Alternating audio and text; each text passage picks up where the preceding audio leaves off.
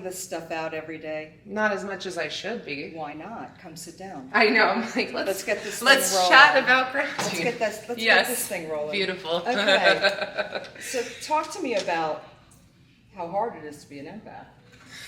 Okay, well, this is how we're opening today. It is so incredibly fucking hard to be an empath because I notice everything, I feel everything, I process everything, and quite frankly, during this journey, during this day, I have had to remind myself, be in my own energy. How to be in my own energy, because as an empath, we kind of had this conversation a little bit last year when I was chatting with you about how I know how to project conversations. I know how to kind of go through the motions, but chatting and being authentic and all that kind of stuff can be very difficult for me, because what I found out as an empath, it's either on or off. Yeah. And trying to find that filter, trying to find that flow where I'm present and engaged, but also not taking it all on and then kind of in this afterwards is challenging. It is challenging. Do you struggle with that? No. Here's why I don't. I'm Raina Starr, by the way. Hi, everybody. I'm with Desperate House Witches. Actually, I am the Desperate House Witch. The Desperate House Witch in charge. In charge. Thank you so much. I don't consider myself an empath. I pick up energy. I think most people do. A lot of people don't know what to do with it. But I don't walk through the world focusing or absorbing energy in the same way I think empaths do. I feel it. It passes through me. I got my own shit to do. I don't really give a fuck. My concern about people who are empathic is that they often use it as a shield to not deal with their own shit. Just saying. Because, I'm going to tell you straight. I love it. I love it. I think sometimes your body takes it as a clearinghouse, and you're filtering through it, and sometimes you use it to see how you relate to it, and how your own experiences relate to it. But I think your sensitivity needs to push it on through, get rid of it. Because I think some of those pieces of energy get stuck in your body. Yes, it does. I know, I can see it on you, because energetically it wears you down, and it doesn't give you enough room to process your own shit. Yes. So we need to work on that with you. Absolutely. Because I love you. And I want you to be clearer and able to move and progress in your own journey. So that's just my take on it, because I do love you. And I do care about what happens to you. And you've advanced so much in the year since I've seen you. This woman gave me the just brightest compliment that I've been just holding on to all weekend. And now you're going to make me cry already, goddammit. Well, but we do what we do. But she's just like, you just seem so much more confident. And you know what? We work hard. We all work hard. I work hard on that. I'm someone who's had to re-identify and rebuild myself from the bottom up. I mean, the empath was all I knew how to be, because I was in charge of everyone's problems and learning how to be in my energy. You're absolutely correct. For a long time, I didn't know how to navigate my own life, because I was focused, whether, not to make it a traumatic thing, but focused on other people's shit. Sometimes it's easier to focus on other people's shit than our own. Yeah. Absolutely, 110%. Because it's easier to solve problems for other people, excuse me, than it is to look inward. Looking inward is hard, because it means I gotta deal with my own shit.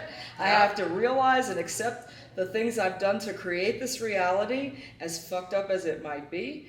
And that's a huge amount of responsibility, and a lot of people are not geared for that. But this is what we call shadow work. This is what we call digging deeper. This is coming to self-actualization, and it's hard. It's hard work, but it's worth it. It's worth it, because when you see someone grow and you can appreciate how far they've come in such a short amount of time, it's an amazing thing. But we're all doing this work, and it's hard for every single one of us. I'm 63 fucking years old, and I am still doing shadow work. It is a never-ending process. I am not fully realized, actualized, any fucking thing else for that matter. I am a work in progress all the time, and I'm a mess. I got a long way to go. You know what? But being able to look at yourself and say that you are a mess despite your age, despite this, but I'm still moving forward. I am still going to deal with my shit. Yeah. I am still going to progress. I am still going to face my fears. That is immaculate. That is growth. That is what we should all strive to be, I feel like, as society. If we could just look at ourselves in the mirror and be like, yeah, I'm kind of a dipshit sometimes, or I'm this sometimes, I'm that sometimes, or whatever. Balance, because obviously we don't want to turn it inward and be all mopey, because I've been there, done that. I'm over that. No, that whole pity party bullshit, I've had enough of that. Amen to that. It's one thing to say, I'm feeling really bad, I'm having a shit day, blah-da-da. Okay, we all have that. But there are people that are just like, pity me, feel sorry for me. I don't need that, because that's not growth. You know, we all have bad days. We all have days where we're like, I just can't do it today. But realize it's just today. Don't make it your whole life. Just make it that day. Yes. We're all entitled to that day. Yes. But I see people who are, I mean, my own mother was one of those, everything's terrible, everything's horrible. I'm like, you're insane. You live a great life. You don't work. You own your own home. People would kill to be you. What is your problem? I mean, that whole mopey poor me shit is just like, who wants that? But it is, and here's the thing. I'm going to adjust my camera. Yeah. But my point is that, you know, the whole idea that you can't admit that you're wrong. You can't admit that you're fucked up. You can't, I mean, I'm so glad I live in a time where we can talk about mental health, and we can talk about needing help, and we can talk about the fact that it's okay to get help. Yes. I come from a time where people did not talk about, my father was very mentally ill, very abusive, very, he needed help, and no one got it for him. And he wouldn't have accepted it, because to him, it was an embarrassment. It was something we didn't discuss. And he could have benefited from actual psychiatric care, from medication. He was on medication for every fucking thing else, to tell you the truth. Well, yeah, high blood pressure, low blood pressure. He was on every pill a person could have. My father had for high and low blood pressure. It was crazy. Right. The man was a walking treasure chest of pills. Oh man! But again, not being able to see the importance of focusing on mental health, focusing on shadow work. I would like to momentarily brief it back to as someone who what does shadow work look like to you? How do you do shadow work? Well, for me, shadow work. I think shadow work is different for everyone. For me, it's really digging into the shit that I helped create in my life. Ooh. And it's the things you got to take responsibility for, because I think, now obviously, childhood trauma is a thing. We've got to realize, because in my situation specifically, I had laid all of the blame at the feet of one parent. And it took me many years to realize both parents were equally responsible. And it was not fair, and I had been unwilling to allow that both people had been guilty. I had to deal with that. I had to deal with certain situations that I could have taken better action for myself, and I had not, out of fear. Relationships after that I had been involved with, that I was not taking care of myself, that I should have been in, that I should have gotten out of, and was only responding to childhood trauma. Yeah.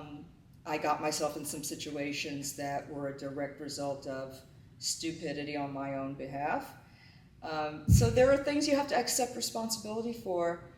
You can't lay everything at the feet of, well, I was hurt by this person, therefore I have no personal responsibility for my own life. And that's just a pack of bullshit you feed yourself so you don't have to be responsible. And for me, that's the crux of shadow work, taking responsibility for your shit. Let me tell you, without, we can get into it, we don't have to get into it, but when I first met this woman, she shared with me just I imagine is even a small bit of your story, and I am just, humbled. I don't even know what the word is. Yeah, you see, and that's so funny you say that because, and a lot of the people who have listened to my show, they've heard bits and pieces, and probably if you've listened to my show's been on the air since 2011, 12. But you've probably heard most of it at this point. But it's not that my journey is any better or worse than anybody's. It's just one person's story of some shit. You've got some stories of some shit. And it affects us all differently. And I don't feel like I'm any worse for it now because of some glorious things that have happened in recent history in my life. And I think if I didn't go through what I went through initially in my life, like the first part of my life, the first third was horrific. The second third was not horrible, but not great, but starting to get better. And this last third of my life is just, it's rocking. It's just fucking rocking. Yeah, goosebumps. I went from horrific abuse to some abuse with major improvements. And now in this last third of my life, it's improvement, incredible joy. So I'm going to tell you, at 63, almost 63 years old, I have my sister. I was an only child until a few months ago.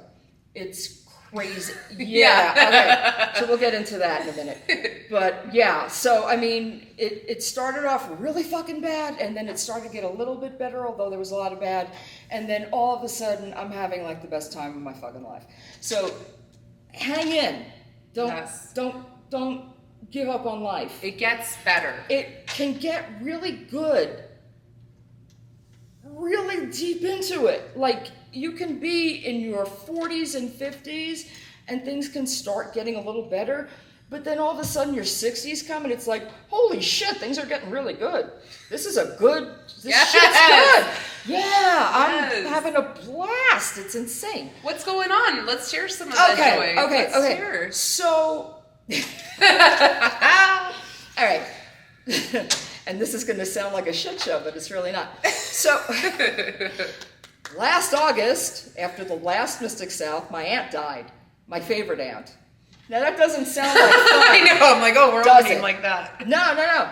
But here's what happened. She died, and I've always known that my mother had an affair, and I had a half-sister. When I was 7 years old, she had this baby, and she gave the baby up because my father made her because she'd had this affair. Well, come to find out, when my aunt died, my aunt had all the papers from my sister's birth. Yeah. Well, my cousin took all the papers out of my aunt's house and said, guess what? I said, what? She says, you need to do an Ancestry.com. And I said, all right, I'll do it. She said, you have another sibling. And I went, excuse me? And she said, yeah, we have evidence that there's a brother. Brother. Now, my father's been dead for like 25 years. So I was like, Jerry had a kid too? She's like, yeah, no, it's your mother. I'm like, what? So apparently when my mother was 17, she had a son that she also gave up. I'm like, why did I get so fucking lucky that they kept my happy ass? But okay. So I went in search of my brother, who I have not found. But I get a hit one day, and it says, sibling, full.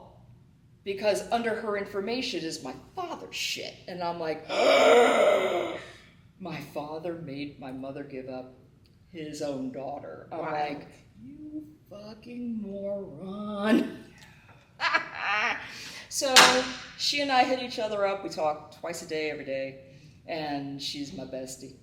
Yeah, it's been great. And you found a new friend in a literal soul sister, blood sister, and she's one of us. Oh, and she's a witch. Isn't that funny? Yeah. Isn't that funny? Yeah, and she's a liberal. Oh.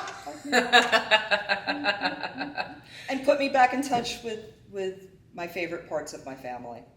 Oh, and knowing your history, that is a beautiful thing. It is a beautiful thing. What was then, but now with the future and what lies ahead, what lies in the present is this beautiful bond with you and your sister. And my tiny little family has grown exponentially, and I love all of them, and it's been incredible. So yeah, when our mother died 8 weeks later, which was this past February, she came to be by my side. It was amazing. Yeah. Oh. So we got to meet, and it was just. Yeah. Oh, yeah. By the way, my mother died in February, and it was great. And it was great. You know what? Have you heard of that book? Like I'm glad my mom died, or something like yes! that. Yeah. Glad my mom died. Sorry. Oh, and I just got to say this part because every time I say it, it just makes me happy. So and my mother, by the way, both of my parents were Pentecostal preachers.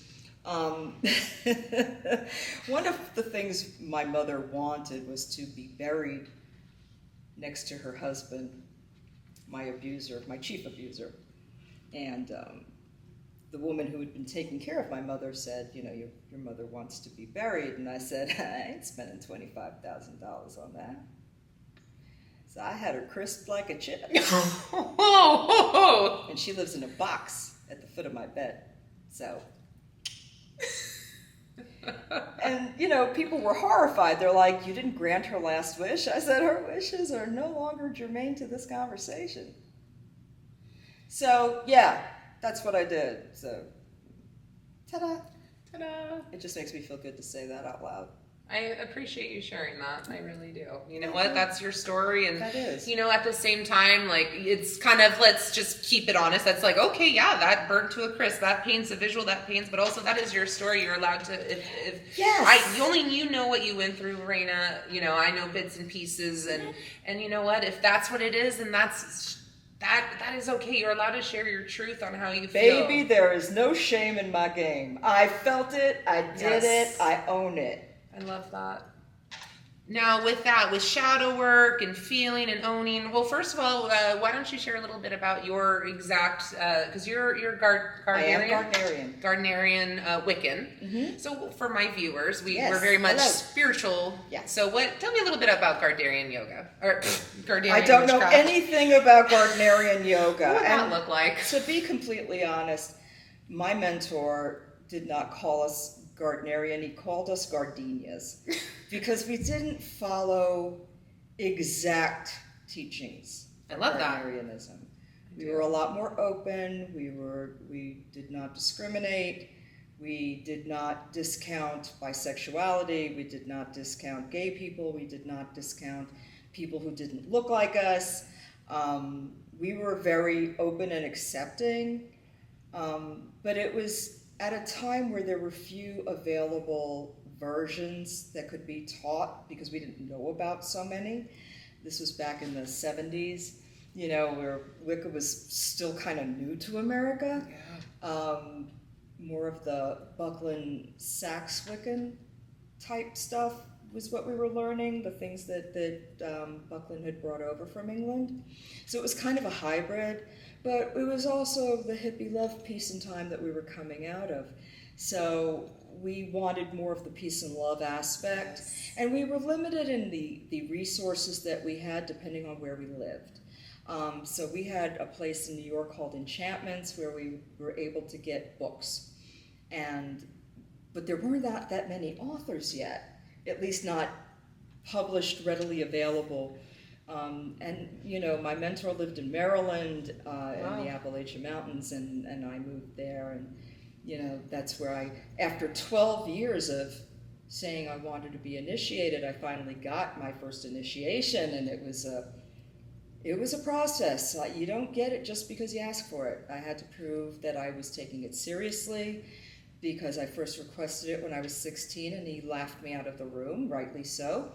He's like, go home, little girl, you don't want to mess with this. And I understand that a lot of people have not had great experiences. I will say that I was very well taken care of. I was very well loved. I was not sexually exploited. No one abused me.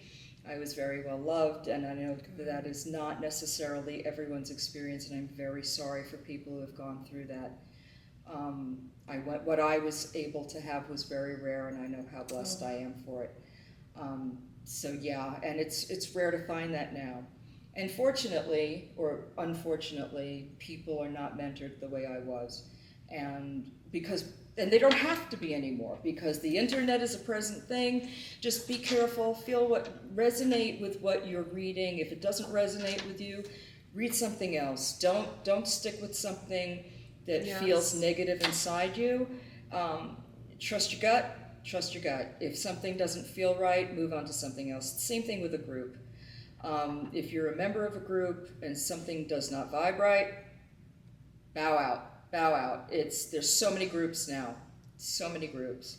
And they're all over the place, and they're Zoomable, and they're online, and believe it or not, there's almost no place in the world where you can't find a group that you can be a part of. Yeah. This is true. And also, too, though, I will say, as much as I love the other resources, if you can find a mentor in person, there is something really, and I'm sure you've experienced having a mentor as well, is seeing somebody mentor you in your craft in this spooky, but enlightened, whatever, spiritual path, but also understanding your mentor can be a dipshit too.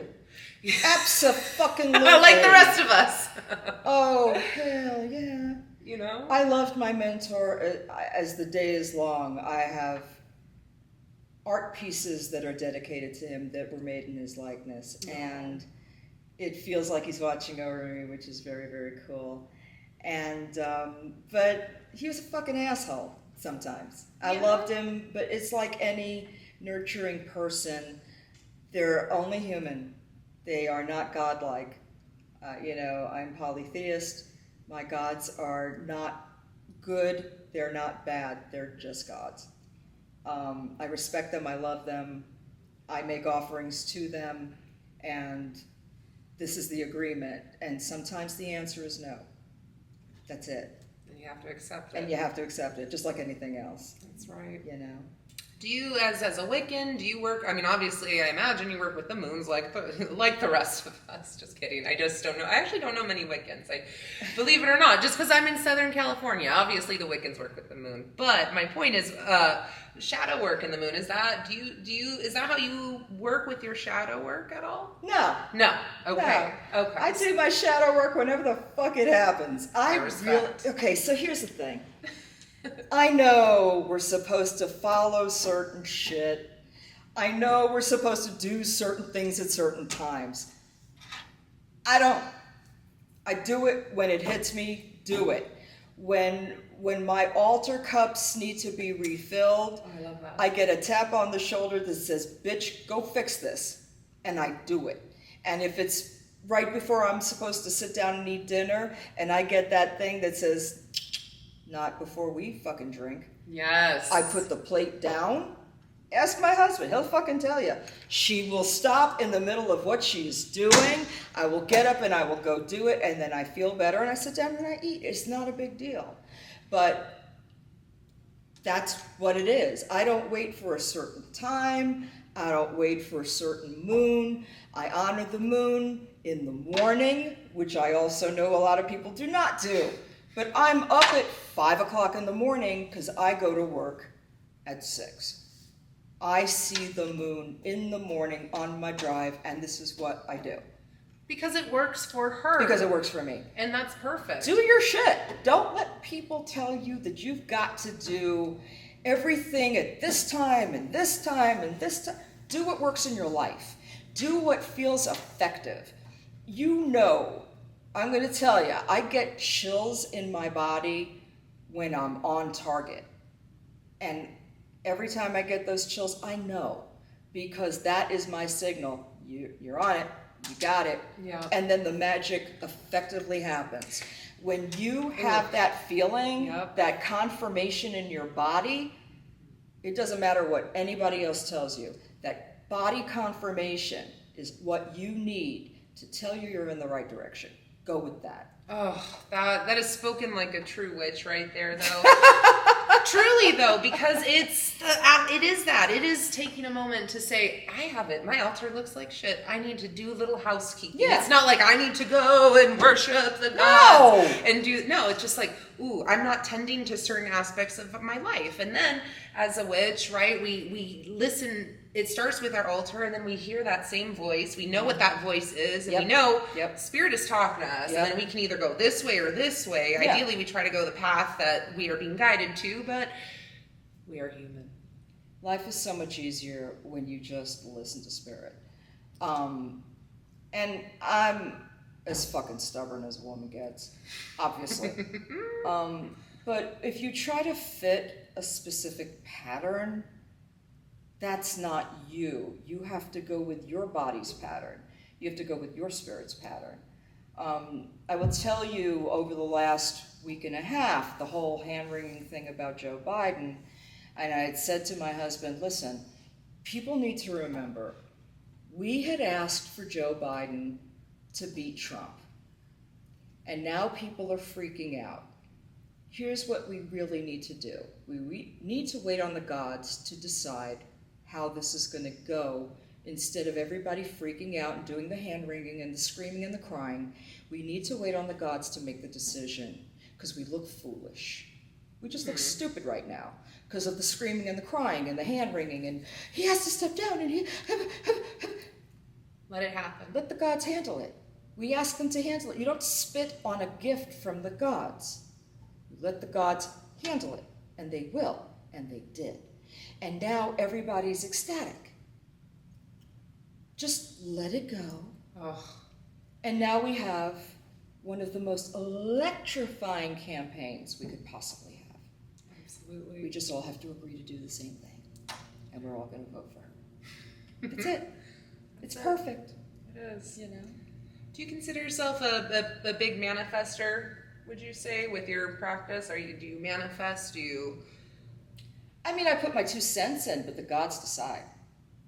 How would that look if you're asking for a blessing, let's say? Oh, wow. I just keep the offerings up, and gratitude is my big thing. Gratitude is my huge big thing. I express my gratitude daily, sometimes multiple times a day. I'm so grateful to just be here with you right now. Yes. I was grateful for the conference. Yes. It's been peaceful. It's been fun. No drama. I haven't had any drama. I'm loving life. Life is great. Spirit of gratitude. Absolutely. It's so important, because the more gratitude you show, the more you get to be grateful for. Yes. It's so true. Yes. It is so true. Especially in times you don't want to. If you just take a moment, it's back to grounding too, right? Yeah. Sometimes I find when I'm not grounded, I'm either in everyone else's ego or I'm too much into my own ego, and just taking that moment, changing our frequency, our vibration, and just being like, but I'm so grateful. It just changes the trajectory. It does. It uplifts, but it also grounds at the same time. It is a very beautiful practice, and it's something I go back to frequently, daily. Multiple times a day, like you said, being grateful, that we found a room away from the thunderstorm. We were supposed to record. Yes, we were supposed to be outside, and now we're in a nice, peaceful space, and we're indoors, and it's not raining on our heads, and there's no music blaring, and we're great. Grateful. We're very grateful. Do you have any other tips for grounding as we wrap up the video, Miss Raina? I do not, because I don't do it a lot, because I don't feel like I'm not an empath. I don't claim that mantle. But if you can keep up your gratitude and don't be worried about fitting into anybody's box of witchcraft or spirituality or anything else for that matter, do what resonates, do what feels good. When you get that confirmation in your body, your whole body says, yes, this is right, you're good. Just do it. Yes. And don't worry about being a witch every day. There's a lot of this push to, how do you maintain that? Sometimes I fucking don't. Because I got bills and shit, and so do you. It's okay to just take a step back and not have to feel witchy. Sometimes you just gotta get shit done. It's okay. Go get shit done. You'll come back to it. It's okay. Exactly. Exactly. Yeah. You know, those toilets won't clean themselves. Correct. It's like I gotta get. I'm just saying, I got shit to do. I got a job. I got a day gig. I got things. Well, yeah, you know, we Yeah. can always incorporate a little magic where we go, and Yeah. again, with that grateful mindset, being grateful that we have toilets to clean, a roof over our head to get us Absolutely. through. That could be considered being witchy, but that's just being grateful and just being a Listen, good, happy person. Even if, okay, you know, everybody talks about, real quick. Yes. Even when people talk about, you know, oh, I go to my altar and I, okay, fine. Even if you just go to your dining room table, I have a picture of a goddess of abundance, and my husband will go up to the table, and my husband's a practicing Buddhist, and he will take a piece of fruit and he'll say, thanks, goddess. Yes. Done. Gratitude. Yes. Easy peasy, lemon squeezy. That's it. That's all you got to do. You are connecting with spirit. Done. It's the little That's it. stuff. Yeah. Be grateful. I mean, we don't have to go outside anymore in today's society. I think that's why so many of us do. We struggle with depression because we just have it so easy, and we don't remember how easy we have it because everything is easy, and not everything, but you know what I'm saying, modern luxuries. I mean, my gosh, running water. Truthfully, if you just say thank you, even if you're standing at the faucet getting some water, just say thanks. Just say thank Just say you. thanks. Oh, and the last thing, Raina, would you tell us a little bit about your podcast and how? Oh wow! If we have Okay, time. sure. Blog Talk Radio is on weekly. It's Desperate House Witches on Blog Talk Radio. It's 3 separate words.